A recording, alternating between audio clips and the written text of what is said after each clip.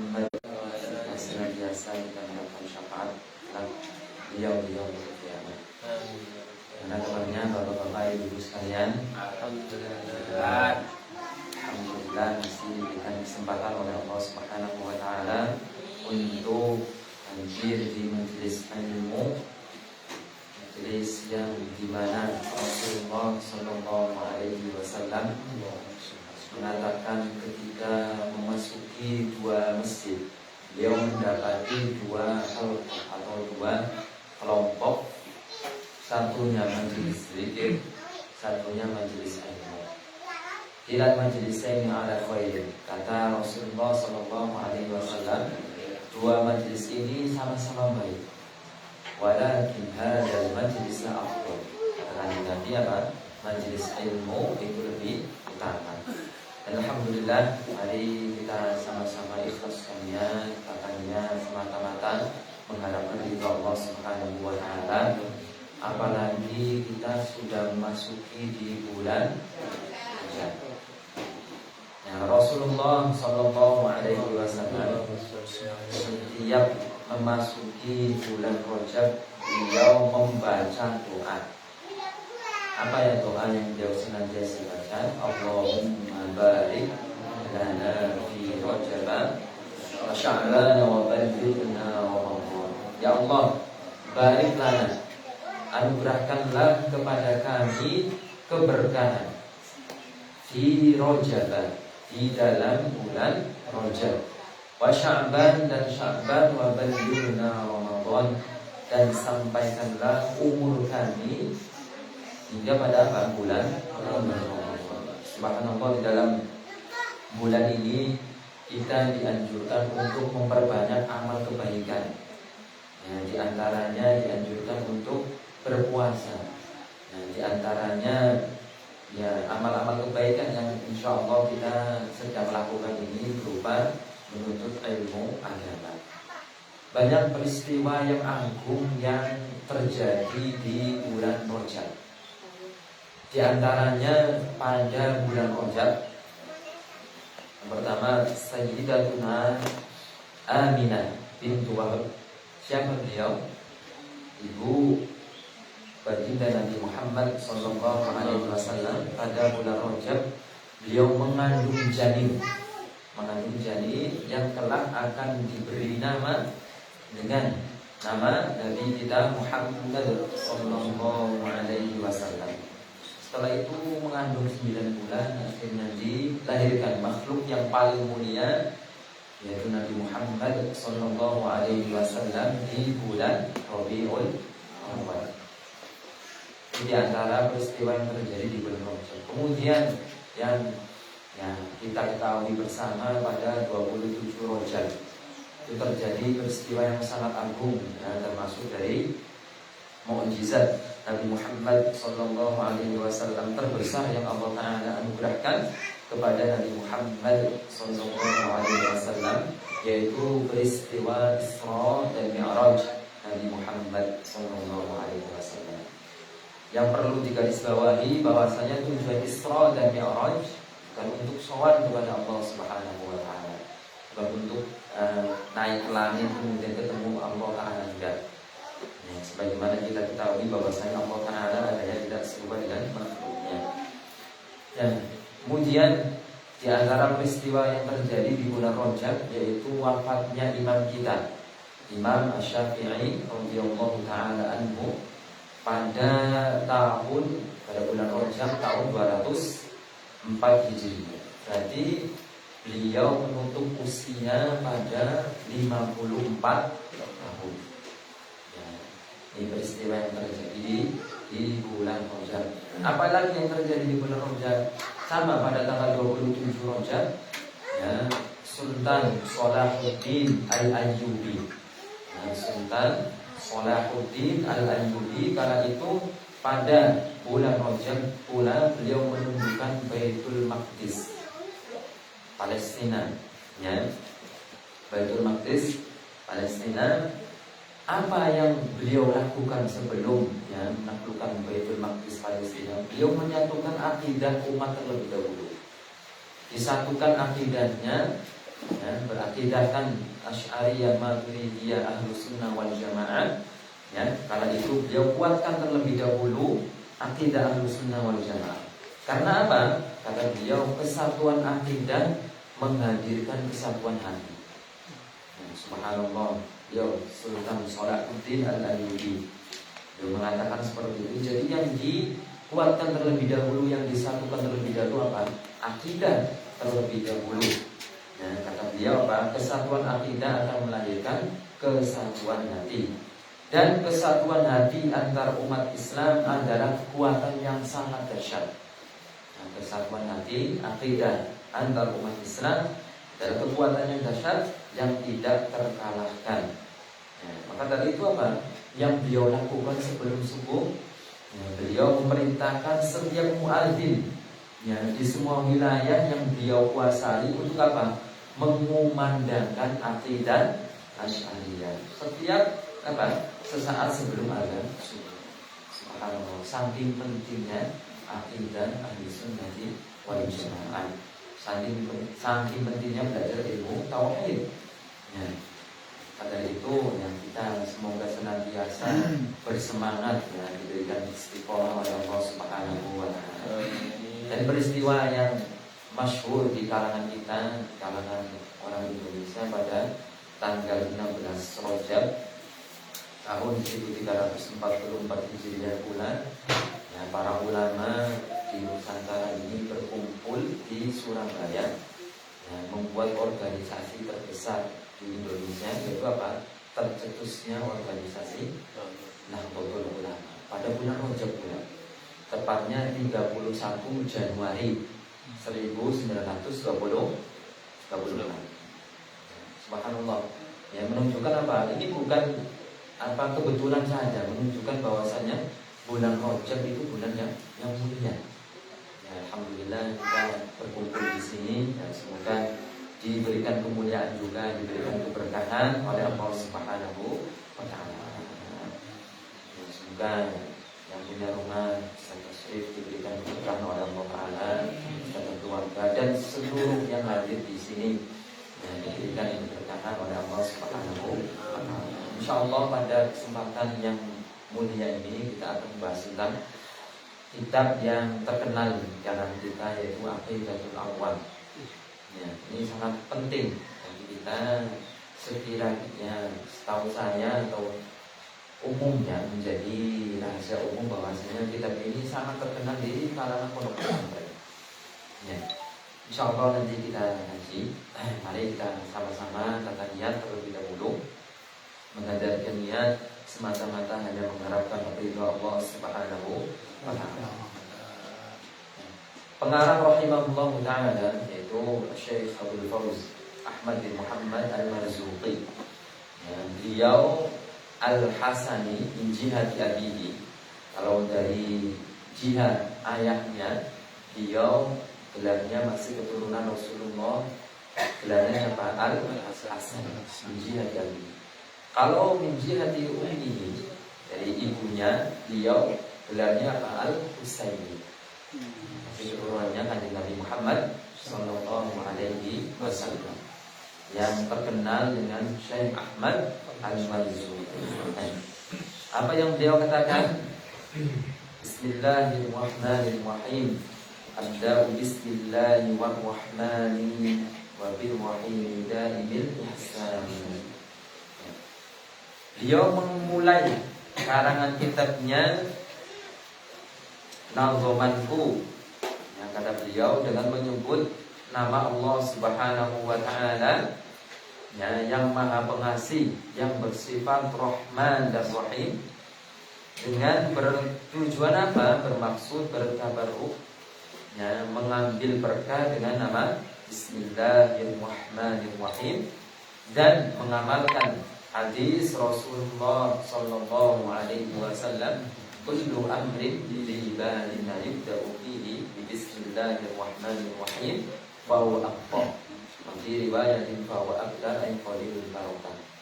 Yang maknanya bahwasanya setiap perbuatan yang mempunyai kedudukan dalam syariat, perbuatan baik, setiap perbuatan apabila tidak dimulai dengan Bismillahirrahmanirrahim atau dengan basmalah, maka apa? Qalilul barokah, sedikit keberkahannya.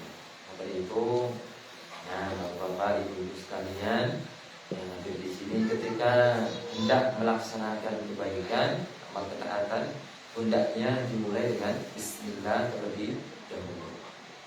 Bahkan disebutkan, kata guru kita, orang yang sebelum masuk ke rumah itu membaca Bismillah, itu ya, setan tidak akan ikut minum, ya, tidak akan ikut minum.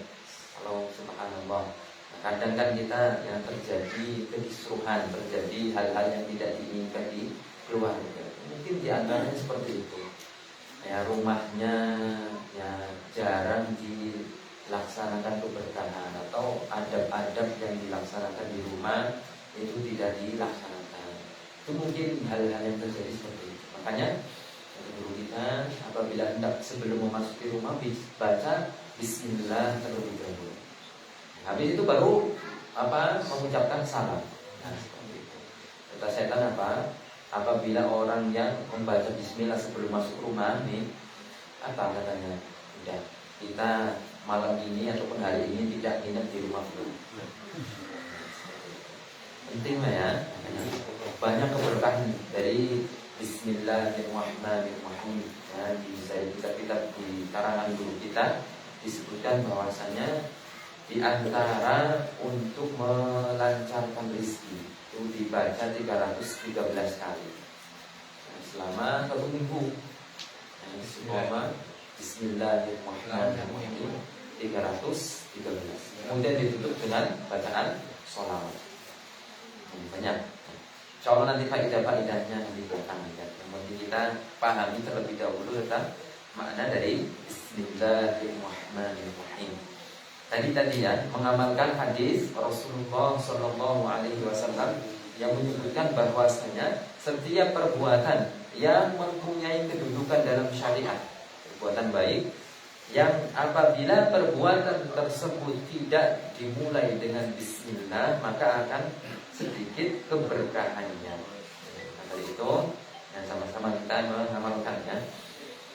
Kemudian lafzul jalalah Allah, itu alamun lizatil muqaddas, ya, al-mausufu bil ilahiyah. Lafzul jalalah Allah adalah nama bagi zat yang maha suci dari segala kekurangan, yang maha suci dari segala kekurangan, yang disifati dengan sifat ketuhanan. Wajal qudratu ala al-iftira'i ibrazil ma'lum minal wujud. Apa yang dimaksud dengan sifat ketuhanan tersebut? Yaitu sifat kuasa untuk menampakkan, ya, menjadikan dari sesuatu yang tidak ada menjadi ada. Ya, dan dengan makna ini menciptakan hanya berlaku bagi apa? Khusus bagi Allah Subhanahu wa Ta'ala. Jadi kalau kita biasanya orang Indonesia mengatakan, ya, pabrik ini menciptakan motor terbaru, ini bukan maksudnya menciptakan dari asal nanti ada menjadi ada, ya, tapi membuat, makna pasnya kan membuat. Asalnya kan bahan-bahannya sudah ada kan, tidak merakit, merangkai, membuat. Jadi dengan makna menciptakan, kita kan dulunya tidak ada, kemudian diciptakan oleh Allah Subhanahu wa Ta'ala ada. Ya, dengan makna menciptakan ini tidak berlaku kecuali bagi Allah Subhanahu wa Ta'ala. Nah, yang perlu diperhatikan ketika mengucapkan Allah itu jangan buru-buru ataupun tahrif sehingga lafaznya kurang jelas. Jangan cuma Allah. Tidak, ada makna Allah, Bismillah. Nah, sebagian kan orang itu terburu-buru mengucapkan Bismillah, Bismillahirrahmanirrahim. Enggak diperhatikan Bismillah. Kalau misalnya mau pendek ya udah Bismillah. Kalau mau panjang ya silahkan dengan yang mudah. Bismillahirrahmanirrahim. Jangan terburu-buru. Ya. Nah. Kemudian Ar-Rahman, Allah Subhanahu wa Ta'ala, ya, memiliki zat yang memiliki sifat rahmat, yang mana rahmat Allah Subhanahu wa taala yang sifatnya umum itu mencakup terhadap apa? Orang-orang kafir dan orang-orang mukmin, sama kana musliman am kafir. Ini yang sifatnya apa? Umum. Ya, dalam rezeki mereka, ya, dalam sebab-sebab penghidupan mereka, sebab-sebab kemaslahatan mereka, sebagaimana hal ini disebutkan oleh Al-Imam Al-Khattabi.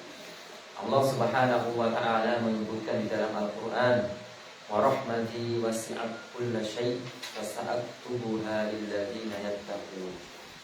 Jadi rahmat Allah Subhanahu wa taala dikhususkan di akhirat bagi orang-orang yang beriman saja.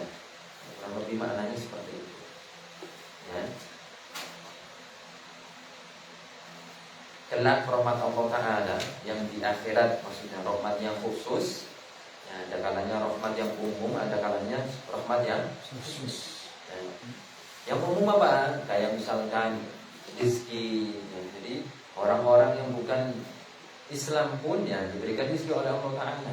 Ini sifatnya umum. Akan tetapi ya, nanti di akhirat rahmat Allah Taala hanya diberikan kepada orang-orang mukmin saja. Makanya disebutkan dalam sebuah hadis yang maknanya innallaha ta'ala yu'ti dunya liman yuhib wa liman la yuhib. Allah Ta'ala memberikan dunia bagi siapa? Bagi orang yang Allah Ta'ala kehendaki, bagi orang yang Allah Ta'ala ridhoi, wa liman la yuhib, dan bagi orang yang Allah Ta'ala tidak ridhoi dan tidak cinta. Makanya jangan heran orang-orang yang bukan Islam ya, mereka pun diberikan rezeki oleh Allah Ta'ala ya. Kadang mereka hartanya lebih banyak daripada kita, karena ya, sifat rahmat Allah Ta'ala itu umum, sifatnya umum di dunia itu mencakup ke seluruh makhluknya. Ya, itu seperti itu. Walakin Allah Subhanahu wa Ta'ala la yu'til iman illa liman yuhib. Kama qala alaihi salatu wassalam. Akan tetapi Allah Ta'ala memberikan keimanan ya, hanya kepada siapa? Orang-orang yang Allah Ta'ala kehendaki. Baik, subhanallah, nikmat iman itu nikmat yang sangat luar biasa. Ya, makanya kita bersyukur ya, diberikan nikmat yang sangat agung berupa keimanan yang diberikan oleh Allah Subhanahu wa Ta'ala. Ya. Kemudian Ar-Rahim. Bismillahirrahmanirrahim. Abda'u bismillahi warrahmani wa birrahim daimil ihsani. Ar-Rahim, Allah Subhanahu wa Ta'ala bersifat dengan sifat Rahim. Ya, katsirur rahmati lil mu'minina fid dunya wal akhirah. Rahmat Allah Ta'ala bersifat dengan Ar-Rahim, zat yang banyak sekali rahmatnya ya, bagi orang-orang mukmin di dunia ya, di dunia dan di akhirat. Jadi Ar-Rahman dan Ar-Rahim ini termasuk dari nama Allah Subhanahu wa Ta'ala ya. Ada nama-nama yang khusus ya, yang tidak boleh kepada selain Allah dinamakan dengan nama tersebut ya.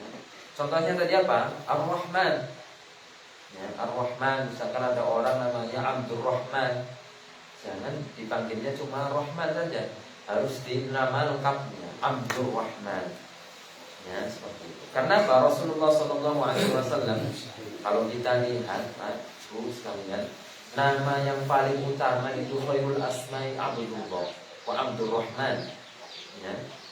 Khairul asma'i Abdullah wa Abdurrahman. Nama yang paling mulia, yang paling bagus menurut Kanjeng Nabi Muhammad sallallahu alaihi wasallam siapa? Abdullah dan Abdurrahman ya.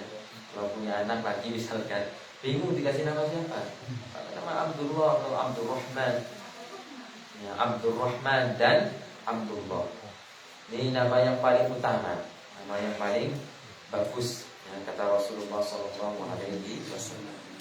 Akan tetapi ketika ada orang namanya Abdullah, jangan dipanggilnya Allah ya, yang lengkap ya, Abdullah ya, seperti itu ya. Jadi ada nama-nama yang khusus ya,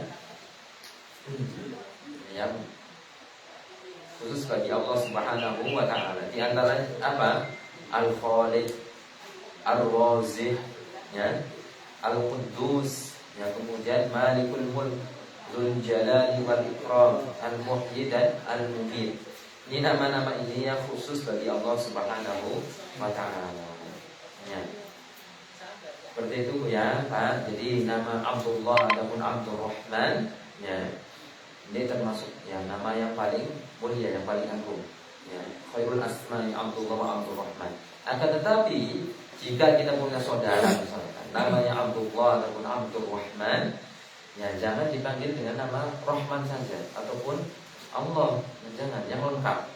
Ya, yang lengkap. Karena nama dari Ar-Rahman termasuk nama yang khusus bagi Allah Subhanahu wa taala. Tidak boleh dinamakan pada selain Allah Ta'ala. Nah, kalau Ar-Rahim bagaimana? Kalau Ar-Rahim boleh, ya. Kalau Ar-Rahim boleh, Pak, ya. Makanya disebutkan di dalam firman Allah Subhanahu wa taala, harisun 'alaikum bil mu'minina raufur rahim. Boleh selain Allah Subhanahu wa taala dinamakan dengan Rahim, seperti itu.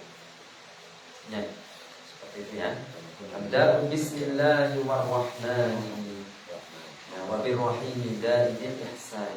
Kemudian dari ihsan, ya. Dari ihsan, Allah Subhanahu wa taala adalah zat yang pemberiannya itu mencakup kepada seluruh makhluk. Amma ihsanu al-khalaiq, ya, kullahum. Ya, seperti itu. Jadi makna dari ihsan itu seperti itu, adalah zat yang pemberiannya itu mencakup kepada seluruh makhluknya. Subhanallah. Jadi kitabnya yang terkenal ini, yang terkenal di kalangan kita, di kalangan pondok pesantren, tetap yang didahulukan, ya, tetap membahas yang terlebih dahulu apa, tentang akidah terlebih dahulu. Dari dulu yang kita sering dengar, kadang di masjid dibuat nazoma nyanyian, ya. Karena maknanya di dalamnya itu mengandung makna yang sangat penting untuk kita kaji, ketahui. Nah, tentu dengan guru yang sikoh, yang terpercaya, sanadnya tersambung kepada Rasulullah Sallallahu Alaihi Wasallam. Ya. Kemudian, Alhamdulillahil qadimil awwali al-akhiril baqi bila tahawulin. Pertama, alhamdulillah. Mana alhamdulillah nusni 'ala Allah wa namdahu bi alsinatina ala jamil ikhtiyar. Ya. Kita memuji kepada Allah Subhanahu wa taala dengan lisan kita. Ya. Dengan lisan kita, ya, dengan lisan kita atas apa? Atas nikmat yang Allah taala berikan kepada kita. Ya. Tanpa min ghairi wujubin alaih. Nikmat tersebut bukan wajib bagi Allah memberikan kepada kita. Kalau kita menghitung nikmat Allah Ta'ala Subhanahu wa ta'ala, tidak akan cukup, ya. Nikmat bisa melihat, bisa mendengar, ya, bisa berjalan, lipat yang sangat luar biasa. Wa in ta'uddu ni'matallah la tuhsuha. Tidak akan bisa kita menghitung nikmat Allah Subhanahu wa ta'ala. Bagaimana caranya kita bersyukur?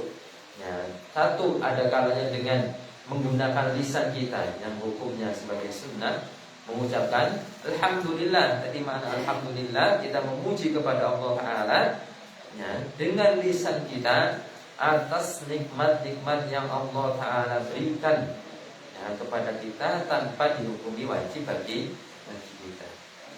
Ya. Jadi Allah Ta'ala tidak wajib memberikan nikmat kepada kita, ya.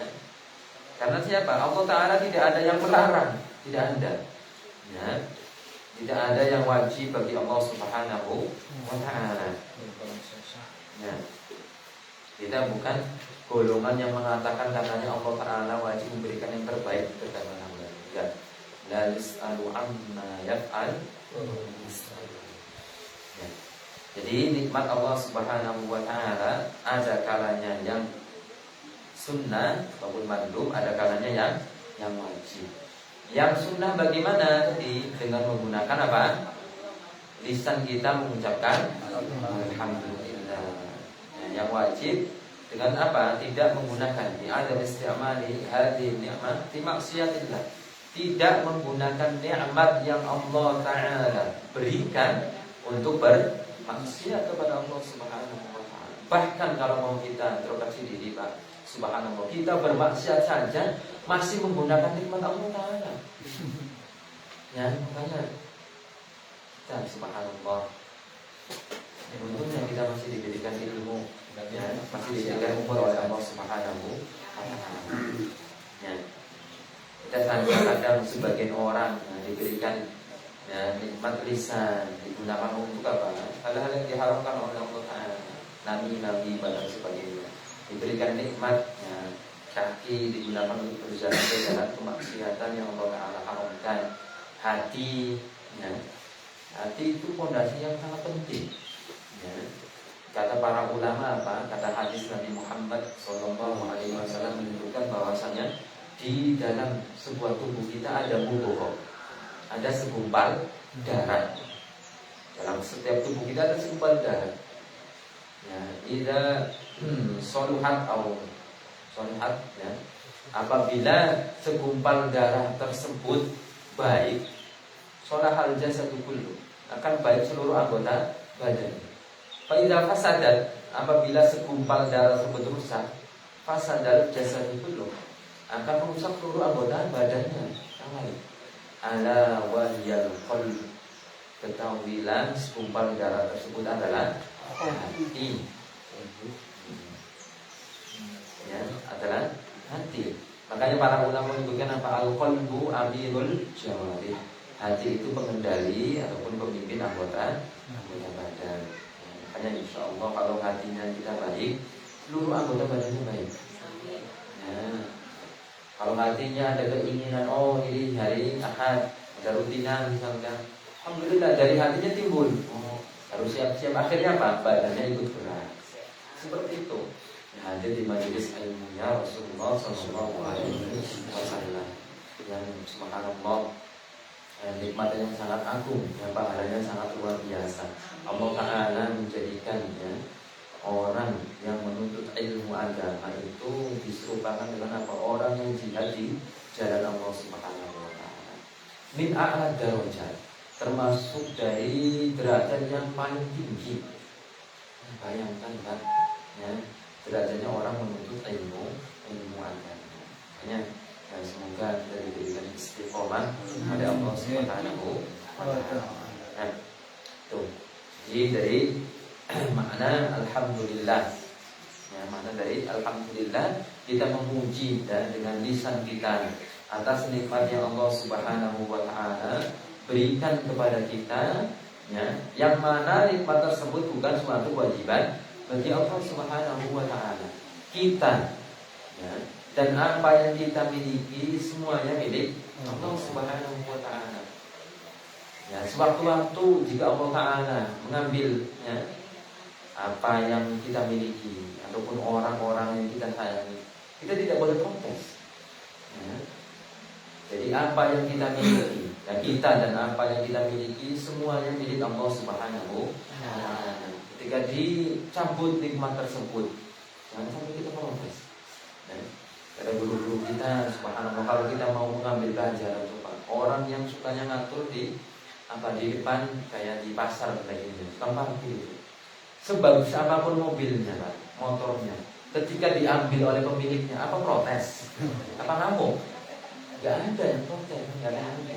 Karena dia tahu bahwasanya itu bukan miliknya, hanya titipan. Begitupun kita seharusnya bisa mengambil pelajaran. Diberikan harta oleh Allah Subhanahu wa Ta'ala, suatu ketika diambil oleh Allah Ta'ala. Mau ngamuk bagaimana? Mau nangis.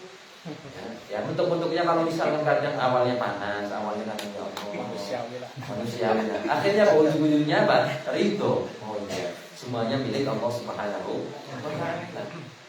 Ya, makanya pentingnya apa? Menuntut ilmu agama itu seperti itu.